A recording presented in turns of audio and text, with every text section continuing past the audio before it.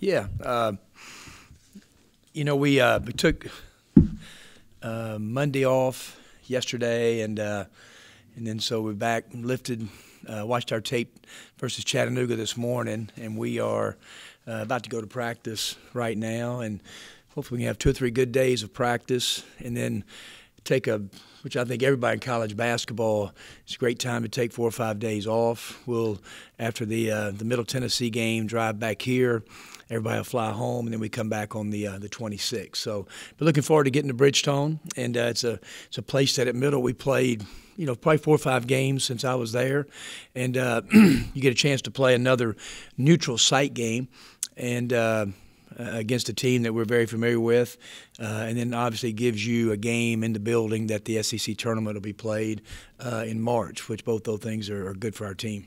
How much turnover did Middle have after last year? I mean, starters returning, that sort of thing. There's a lot of turnover, wasn't it? Yeah, we lost Nick King and Giddy Potts, our 2 leading scorers. Graduated. Both are playing professionally right now, and then 3 other players didn't return, and then obviously the recruiting class didn't. So it's, we've got Carl Gamble, who played on our team, beat Michigan State and Minnesota. Donovan Sims, our starting point guard last year toward the end of the year. And then Antonio Green, a kid from Tupelo we had sitting out, is their leading scorer right now, and then T.J. Massenberg. But there's a lot of new faces since we've left.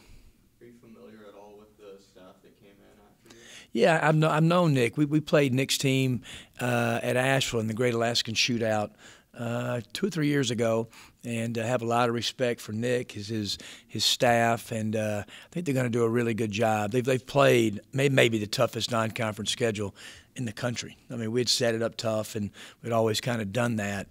And really, even like when you start playing Lipscomb, Toledo, Murray, Belmont, plus all of the other schools that they've played. So it's been a really, really tough schedule, and I've seen them play really, really well in parts of all those games. You've talked before about wanting to see Dom improve in out-of-area rebounding. How do you get there? How do you become a better out-of-area rebounder? Yeah, a lot of times you recruit them. You just recruit guys that rebound, and they go back and they just instinctively go outside their area. Dom has made a lot of strides in areas, but the other night he got 1 rebound, and he's got to be able to go from one side of the rim to the other side of the rim, whether it's offensive or defensive rebounding. And so his presence offensively is getting better, and defensively, but it's just something we emphasize. We'll do rebounding drills today and emphasize it every trip down the floor with him. You mentioned that it's kind of an awareness thing, kind of that he can box out his guy, no problem, but it's guys coming in from other directions.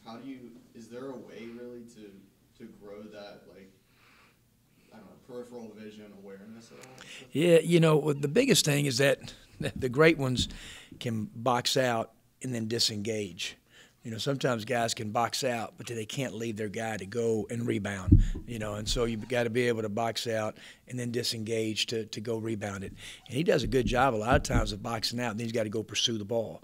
But sometimes he does. He gets great blockouts. His man doesn't get it, and then we emphasize a lot guards rebounding down. And so I just think on all really good teams, your guards rebound down all the long threes that everybody's taking now, and those 50-50 balls that kind of come around the free throw line area. Offensively, do you worry at all that he becomes a little predictable? Because when he catches the ball down, like, he does a good job of getting position, but it seems like he's always going to that right shoulder. Yeah, well, he's 100% predictable, and we talk about it all the time. We'll do drills a day that he can only shoot it with his left hand, and I mean that's just something he's got to get into the game. We talk about it and talk about it and talk about it, and he does. He's got a great right-hand jump hook. But he's got to get really in basketball. You only need 2 moves: your best move and a counter. And in practice, he gets it done, and he'll do it. He's got to rely. I said, I don't care if you miss it. I said, I just want you to shoot a ball with your left hand. And so I think something like that, we just got to keep him growing, because in league play, boy, everybody just keeps scouting and scouting. Same question of confidence with him. You think? Yeah, it's just not trusting it. Just not trusting it. Because he's got a good left hand. He really does. He just kind of overpowered a lot of people to get to his right-hand jump hook. And like I said, it's just something that we've emphasized. And in practice, it looks good. He's got to get it right into the game. Have you been pleased with the trajectory of give you guys approval in the post as a whole, kind of through non-conference plays y'all near the end here?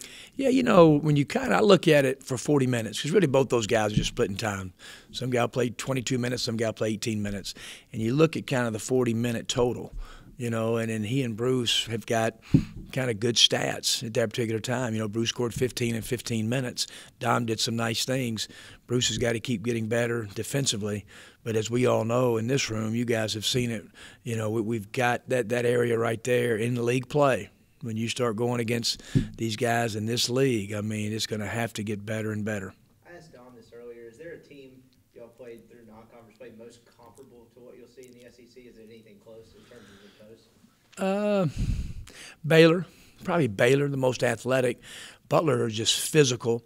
You know, probably SEC, but, you know, Butler can play with anybody in the country, but their post aren't as maybe kind of run, jump, quick twitch like the guys in the SEC. Cincinnati's got a couple that are, you know, so probably Baylor and Cincinnati as far as just quick twitch, run, jump guys.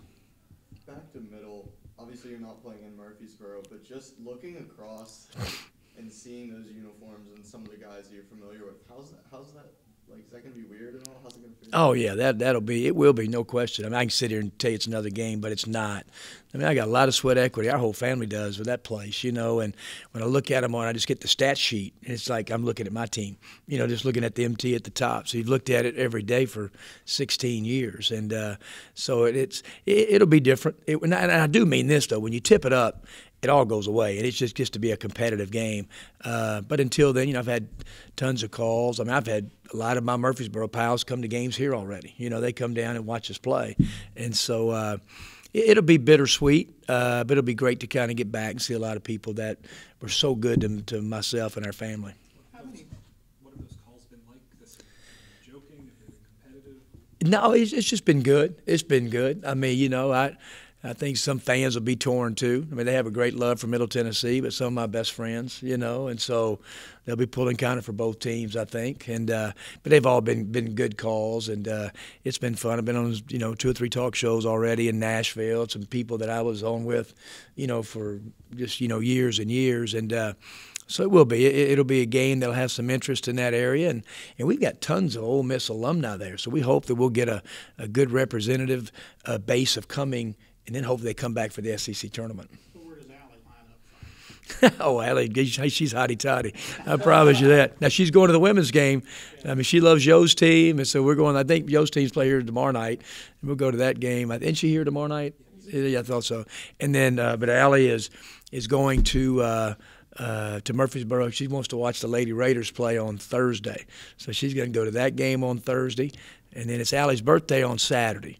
So, you know, so she came into our locker room after the Chattanooga game. Said, guys, I want one thing for my birthday. Y'all got to beat the Blue Raiders. So she's definitely, she's with Hottie Toddy on Friday night. Is there anything you're itching to do in Nashville that you've been missing? Huh? Is there anything you're itching to do in Nashville that maybe you've been missing?